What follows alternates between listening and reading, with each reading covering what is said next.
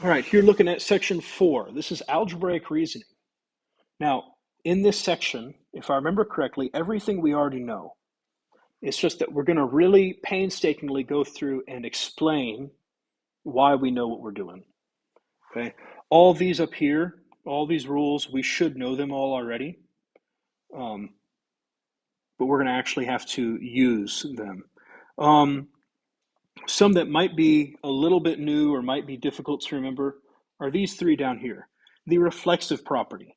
Reflexive property tells us that something is equal to itself, right? And I always joke that these are like big philosophical ideas, x equals x. Whoa, that's crazy. I mean, it's obvious, but it's the reflexive property. Okay, symmetric is similar but different. Symmetric says that if well, here we have a equals b, then you can flip it and you can say b equals a, right? Anytime you're flipping stuff over your equal sign, you're using the symmetric property, right? Symmetric, you think about whenever you look at yourself in a mirror, you're backwards, right? That's symmetric, right? It's the backwards version. And then transitive property. That is similar, or at least it reminds me of the law of, what was it? The law of syllogism. Where was it? Oh, not there. Yeah, the law of syllogism. It reminds me of it because you can kind of put them together like we did right there. So let me go back to where we were. We're saying that if A equals B and B equals C, then A equals C. So I'd say, well, A equals B equals C, and then you connect the beginning and you connect the end. That's the transitive property. Okay.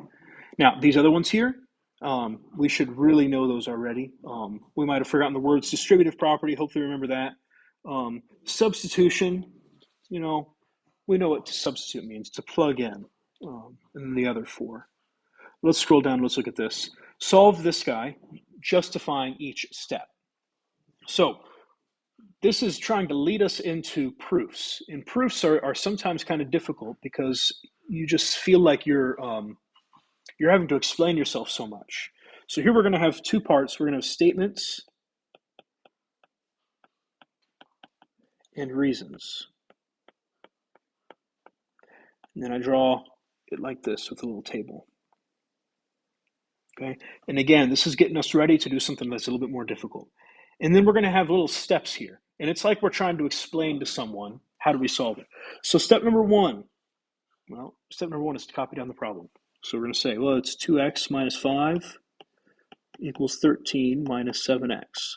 Well, our first reason then, we're not going to say copy down the problem. We're going to say it's given. Right? That was our first given. That was our problem. Now we think about how do we go about solving this? For me, I would add the 7x. So I'm going to say we're going to add 7x. Here, let me erase that. Let me put it over here. Add 7x. And we can actually do another step. So as long as we're adding, so here, let me write down, my second reason is going to be the addition property of equality. We're going to be adding something to both sides, so we're using the addition property. And you can do as much as you want as long as you're using the same property. So I'm not only going to add the 7x's, I'm going to add the 5 over. This will give me 9x equals 18. Okay. Now, if you didn't want to do all that in those steps, you would just have two different steps. Step 2 and step 3 would both be the addition property. Now that I'm to 9x equals 18, well, the next thing to do is to divide. So I want to say, well, what's my rule there? What rule am I using?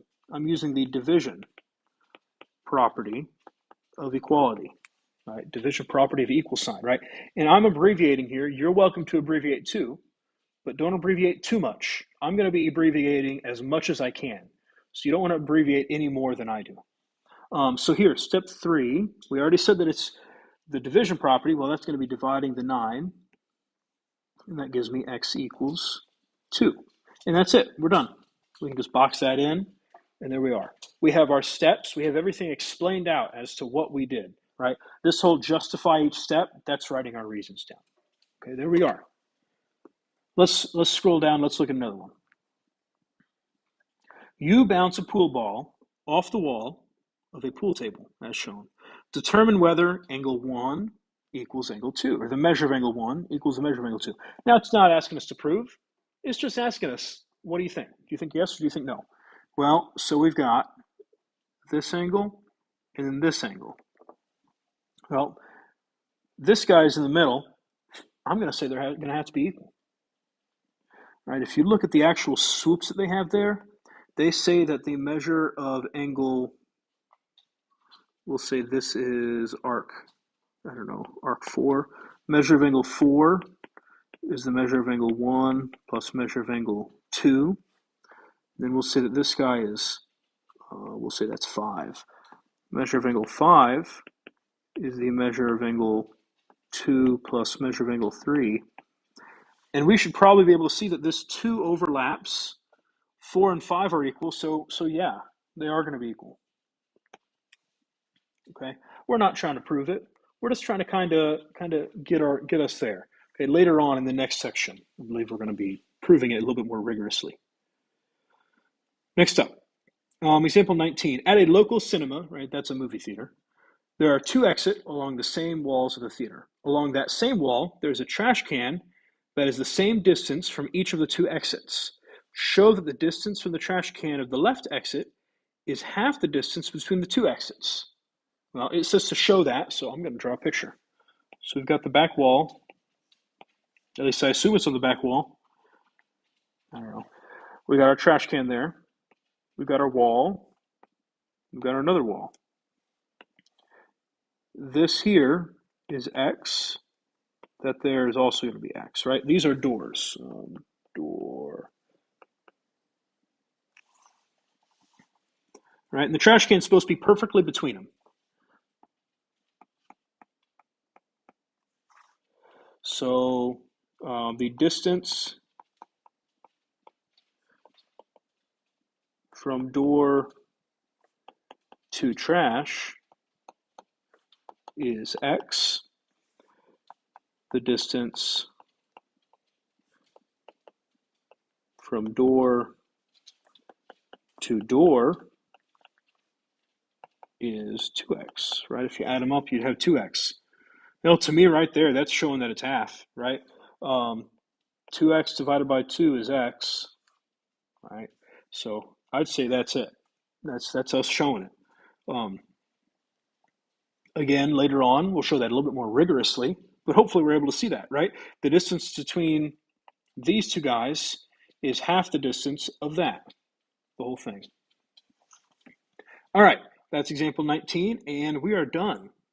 So again, let's look at these. There's going to be quite a few of these on homework. Make sure that you're doing your little statements, your reasons chart. If you want to abbreviate, you can say S and R, but we need to make sure that we have these numbers for them to say which step it is. And you also want to keep your numbers kind of even. You see how my 1 and my 1 are relatively even, 2 and 2, 3 and 3. Try to keep those even. It's okay if you do a little bit of work in the middle here, right? We divided those out. That's okay.